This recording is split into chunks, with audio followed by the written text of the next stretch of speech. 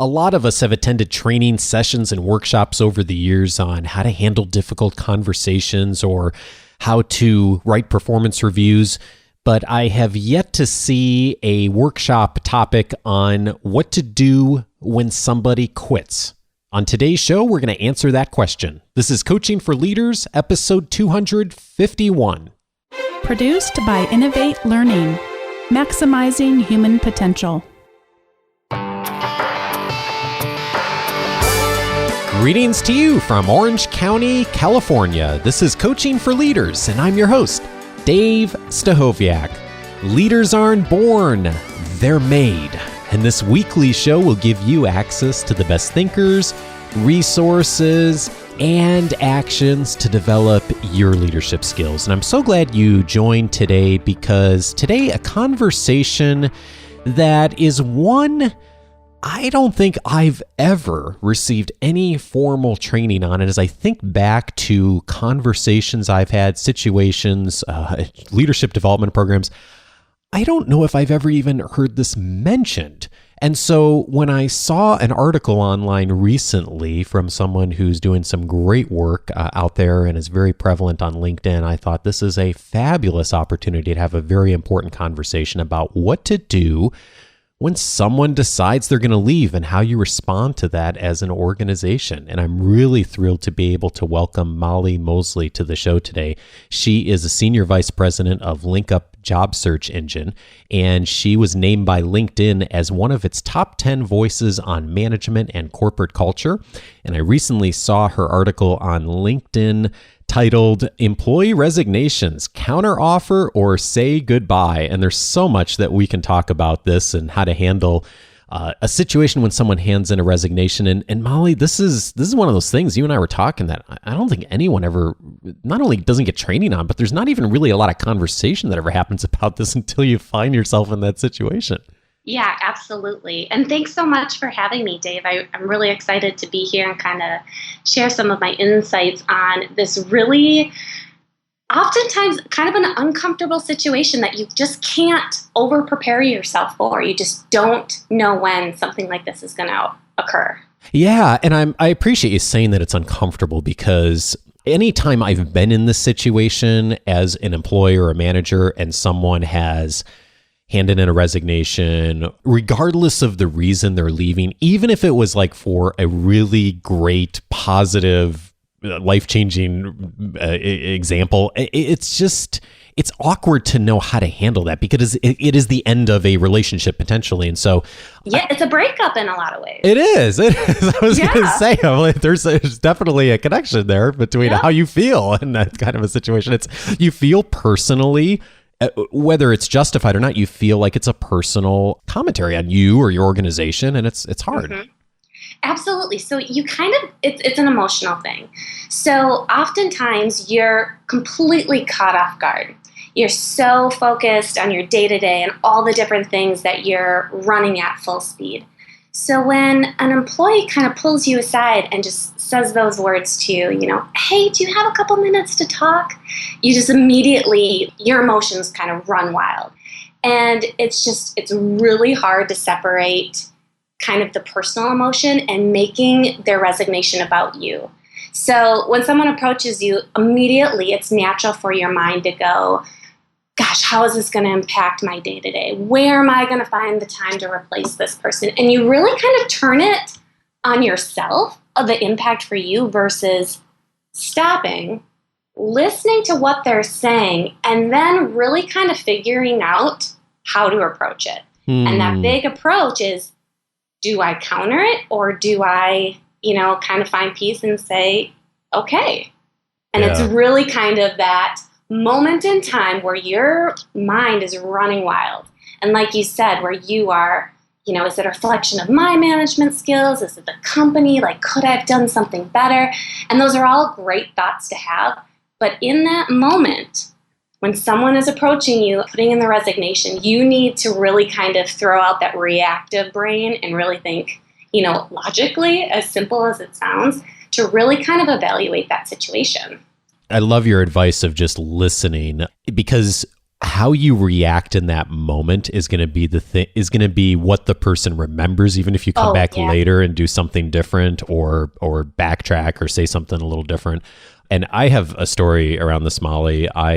In one of my earlier positions, I was managing a team of people, and we had just gone through we were in the midst of a staffing crisis in that I had 2 full-time people working for me and probably 10 or 15 part-time people. And we had a couple of part-time people leave. And then one of my full-time people had announced they were leaving 3 or 4 weeks prior to this event happening. And so we were dramatically understaffed, and it was a really stressful situation. Mm-hmm. And my other full-time person who reported to me came in one morning, and we sat down and we were having our one-on-one. She's like, I've got to tell you something, and it's a really tough situation to talk about. And I know that, and she said, I know the timing is really, really awful, but I've had this fabulous opportunity come up and I need to leave. And like you were just saying a minute ago, as soon as those words left her mouth, immediately my mind went to, oh my gosh, how are we going to handle this? Because we were already like in crisis mode. Yep. I'm like, how are we going to handle this situation? And my mind's racing and racing and racing. And I'm not listening to anything she says. And I remember her saying at some point, and I could tell it was obvious she was struggling with just her body language and her facial expressions. It was obvious. This was a very, very difficult thing to tell me. And at one point she said, I realized the timing is really bad. And I remember responding, I said, yes, this is really awful timing for you to be leaving the organization. Mm-hmm. And I didn't think that much about it at the time, Molly, but several days later when I was briefing our regional manager on the conversation, he said, before we talk about what to do next, he's like, I feel like I need to give you some feedback on this. He's like, this, the way you respond in the moment, at least the way you've described it, sounds to me like you really made this about you instead of about her, and really put her on the defensive. And that's probably something she's going to remember for a long time.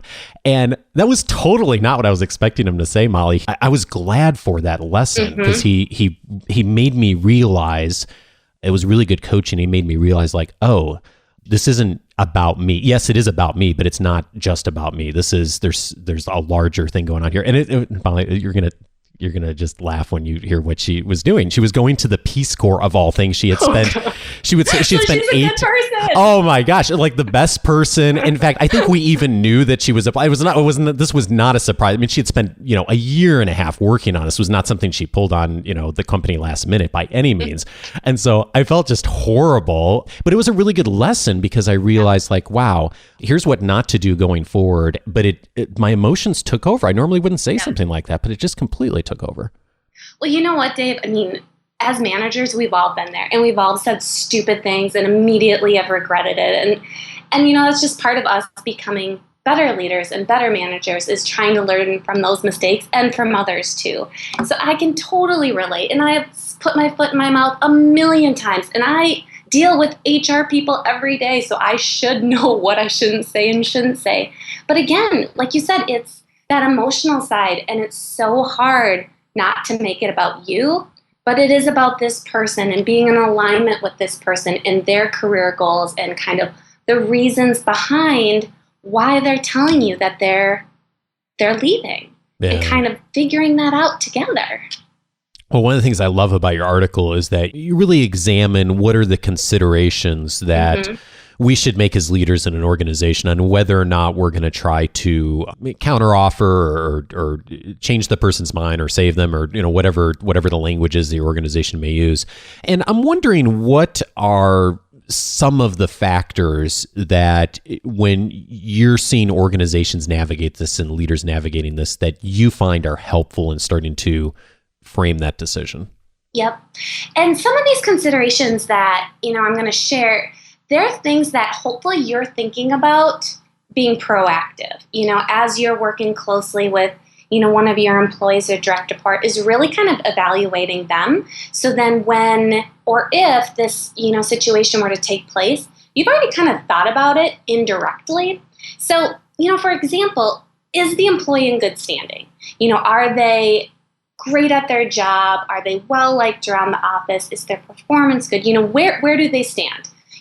just overall from their role, but also where they fit in as a culture, just their general evaluation.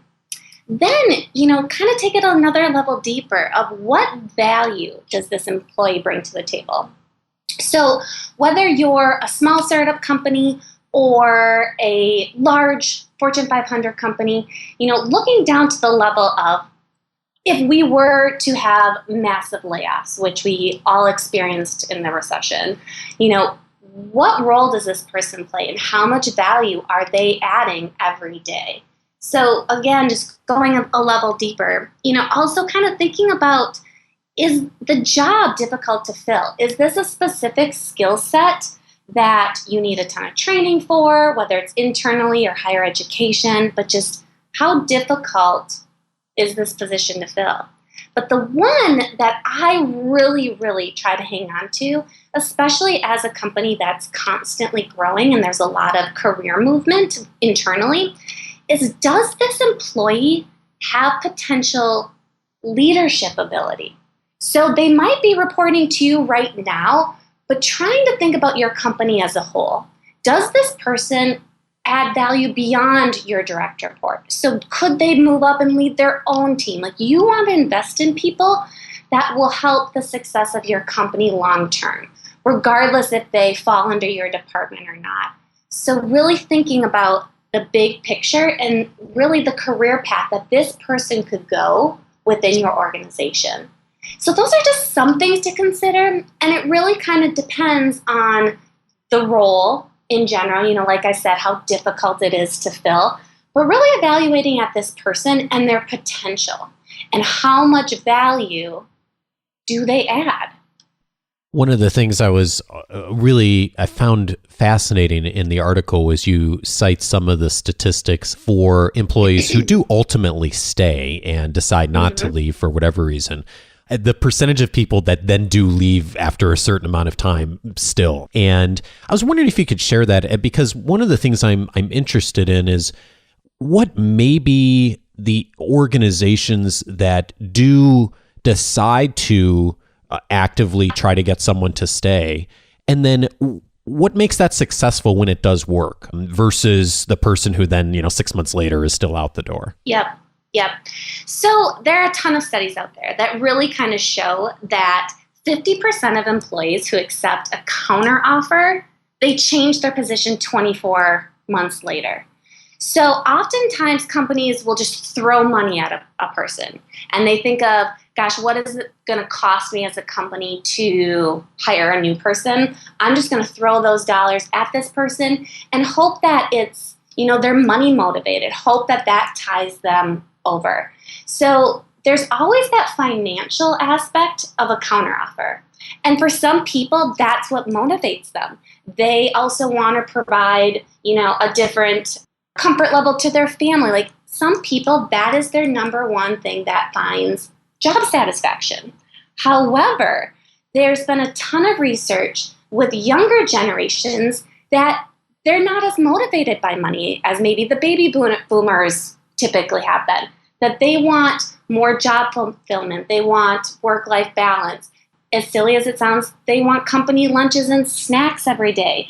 So it's really, you can put a Band-Aid on something and hope it heals, but it really goes back again to evaluating, and I keep saying that individual.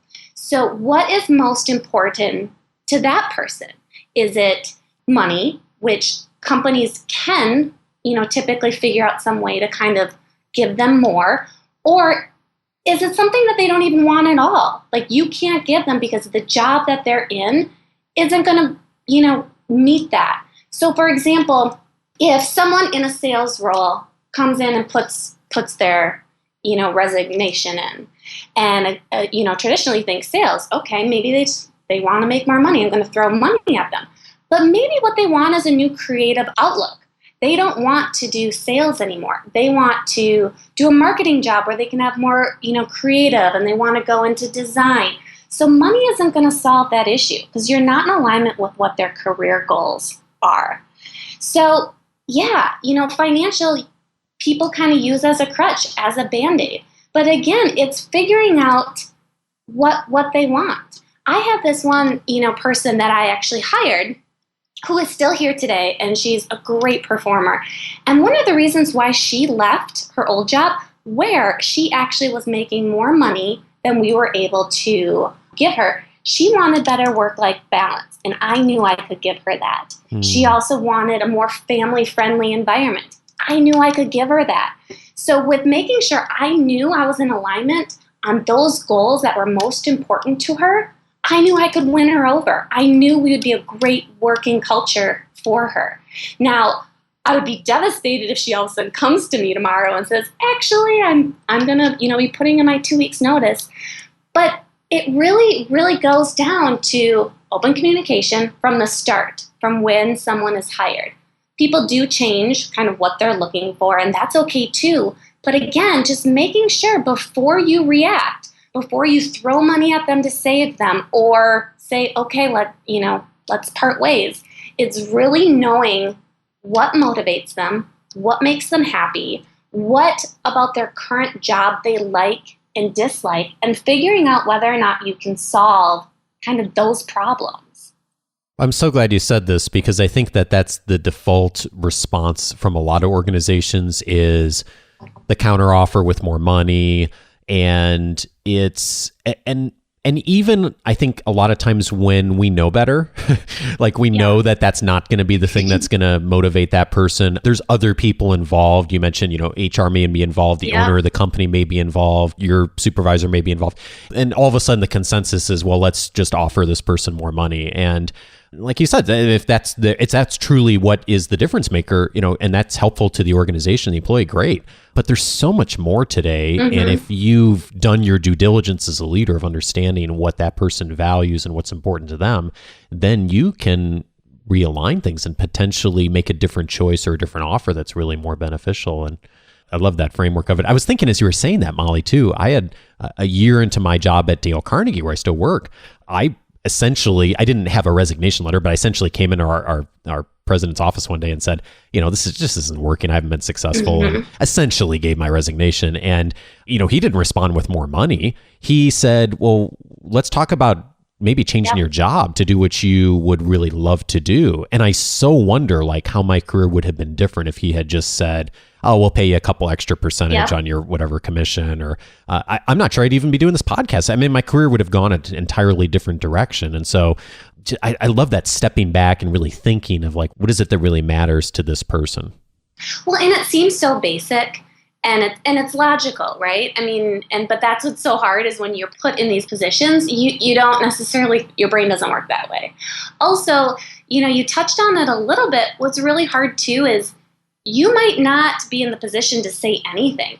So you as their manager might have an opinion of, wanting to keep them. But if you've got other, policies that you have to go into place, you need to bring this person involved, you might not have time. So that's why it's really important to look at it from being a little bit more proactive and making sure that you're prepared for if that day does come. Yeah. I mean, and which is it's easy for me to say because realistically, who has the time to really, being so proactive down to that level? But it means a lot to the employee, but also you as a manager is to know the goals of every one of your direct reports. Yeah, well, and that's great to know anyway, regardless of what a person's engagement level is or career track. There's so many great things that come from that. And in fact, we've done whole episodes on that. So you're right in alignment with. Yeah, no, exactly. That's great. So, and speaking of being proactive, let's say we are in a situation and we do re-engage that person, whatever the situation is, and they do decide to stay. What are some things, Molly, you've seen in with your customers and in the research that is sometimes the difference maker between that person just walking out the door, 12 months or 18 months later, and the people who really do re-engage and it's a different scenario going forward? So biggest thing, open lines of communication, hands down. So you're walking that fine line of, you don't want to constantly be in fear that they're going to not be happy anymore and they're going to resign. And that's a big struggle too, that if you come to a point where, You both are comfortable. They're staying. You as a leader being kind of at peace with that and also trusting that that individual made the right decision versus constantly being worrying about it.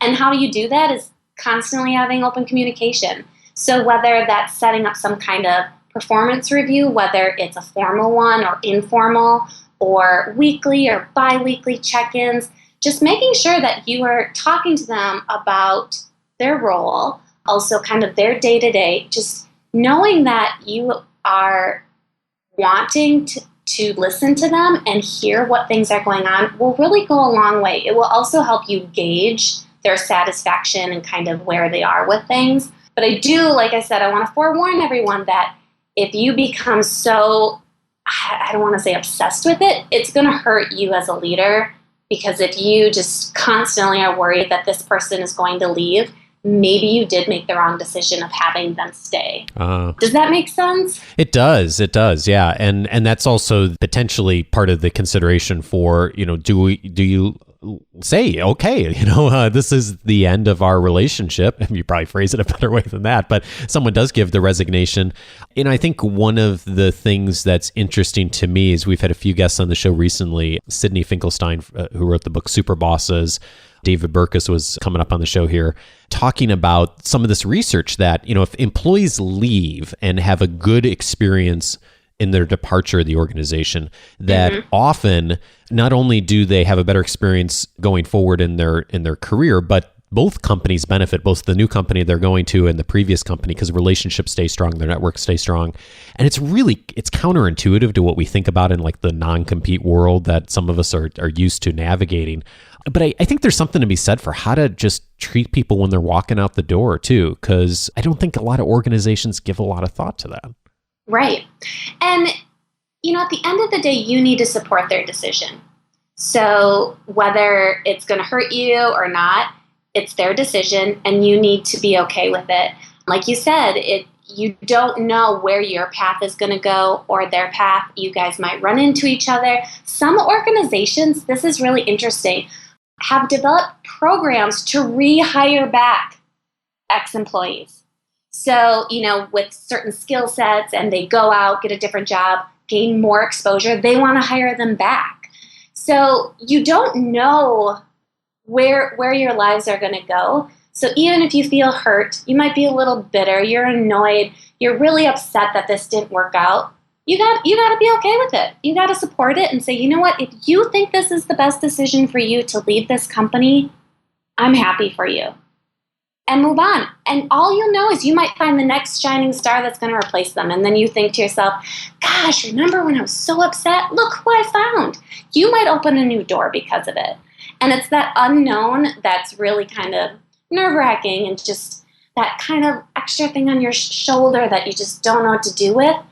But you just got to be okay with it and think positively that, in the long run, something great might come from it. Right now, it's really hard for me and I don't know what I'm going to do, but maybe down the road, this is good for both of us. Yeah, and I'm glad you mentioned it's hard to think that in the moment, and yet I've had a number of times, I'm sure you have too in your career, Molly, where someone who worked for me, in a couple cases, in one case I can think of someone who worked for me, we were a partner, I ended up working for at some point. In fact, I've had a past guest on this show who was someone that was my manager early on in my career, and then they went on to be one of my clients later, and then was a guest on the show. People who went on to be customers. You just don't know. Yeah, you never know who you're going to be working with or working for, 5 years down the road. And if you've burned those bridges because of a departure that wasn't handled well, you close off a lot of those opportunities for that relationship to grow. Exactly. And I do think we can all do better than the broadcasting email announcement, which I see a lot of. So-and-so's leaving. We wish you all the best in your future endeavors. And that's not really celebrating someone when they leave. And there may be times that someone departs on not good terms or... Think about just goodbyes in general. I mean, whether it's saying goodbye to a relative or saying goodbye to... I'm horrible at goodbyes. Yeah. I'm awkward about it. It has nothing to do with the individual. We had a really great developer. His last day was yesterday, and he was awesome. And I loved everything about him. But when it came to saying goodbye, it was just like, well, see you later. Yeah. It's just, you don't know how to, I mean, it's almost figuring out how you deal with closure and everything. But it's just, again, going back to that breakup of just like, we're good, right? Okay. Yeah. See you later. I'm so glad you mentioned. Have a good life. I mean, what do you say to that? It's just, you obviously want to show support, but maybe it's just me. But there's just, how's the right way to handle it? Oh, well, exactly. And it's like, how do we be human? I think my hope for all of us is we'd resist the temptation to be corporate and templated about it. Like, what's the right way to honor this person? And yeah, it's going to be awkward. There's always that element of like, oh gosh, you're not going to be here tomorrow. And that may be the last time we really have a big interaction. And yet acknowledging that it's awkward, I think is really helpful. And I'm so glad you just said that. Yeah, this is awkward and we're all human and it's hard to navigate sometimes. And that strikes me as a way better place to be as far as how you handle something going forward versus, okay, here's the standard template we send out when someone leaves, that kind of thing. Mm-hmm. It's interesting. So I was going through some of the comments from this post on LinkedIn, and the majority of people, they shared their stories, kind of their input, but the majority of people said, with employee resignations, do you counter? Do you say goodbye? Most people said, say goodbye. And their responses were short and sweet, just saying, don't think about it twice. You never counter. And it was really interesting to see that most people leaned that way. And then I was kind of thinking, and without doing kind of any research of who these people were, is it a difference of small company versus large company and kind of the culture that kind of goes along with it? Or is it big companies, they don't really struggle with lack of resources where small companies do, so maybe that's when they typically try to counter. So I was just, thinking it's an interesting way to look at it. Does it stem from the company culture? And if so, are different answers more appropriate depending on that? And I would argue yes, that it really does go down to the circumstance and the type of company and culture of whether or not that plays a factor into countering or saying goodbye. Indeed. Well, thanks for mentioning that. And speaking of transitions, this is something your organization thinks a lot about. Not only obviously the staff you've talked about in some of the examples, and thank you for sharing that, but also within how you serve your customers. And I was wondering if you could say a little bit about LinkUp, because it's a little different than how a lot of organizations in your industry handle this. And I think it's a really unique way and approach you've had with your customers. Yeah, thanks. So I work for LinkUp, which is a job search engine. And of course, I'm biased, but we are completely unique in the industry where the jobs on our site are exclusively from company websites. So our core audience and our number one audience is the job seeker, that we want to provide the best jobs online today for job seekers.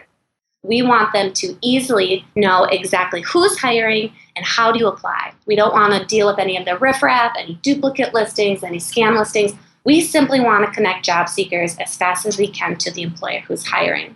Now, the other side of our audience are the employers. We help employers fill their open positions. So it's really kind of that unique approach of just having jobs straight from company websites that really focuses on the quality that benefits both the job seeker and the employer. Very cool. Yeah, and it's an industry, as you know, there's some wonderful players, and then there's also some of that scammy thing like you've mentioned. And I really like the approach you guys have taken on this. We'll put a link in the show notes as well for organizations who are thinking about just their recruiting strategy and getting job listings out there in a more effective way. LinkUp certainly an option to look at for that. And I hope folks will check that out. And Molly, I just really appreciate your time and sharing some of the thoughts behind your article with us, and also the examples of just how you've navigated this. I appreciate that a ton. Well, you're welcome. And thanks so much for having me. I had a great time. Molly Moseley is the Senior VP at LinkUp Job Search Engine. Check it out if you're looking for more resources on how to get job information out there. Thanks, Molly. Thank you so much, Dave.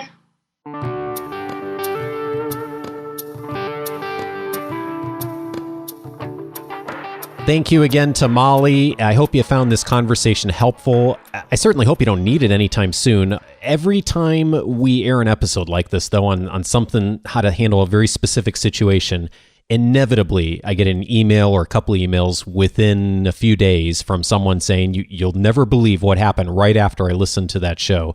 So if that is you, I hope you'll find wisdom in what Molly and I discussed here, or at least tuck it away for when this happens in the future. And if you're in a leadership role, it's going to happen at some point. So thanks again, Molly. Find the notes on the episode today at coachingforleaders.com/251. As always, we love getting your feedback and questions for the upcoming Q&A show, and that's going to be actually next episode, 252. Bonnie and I will be back handling questions.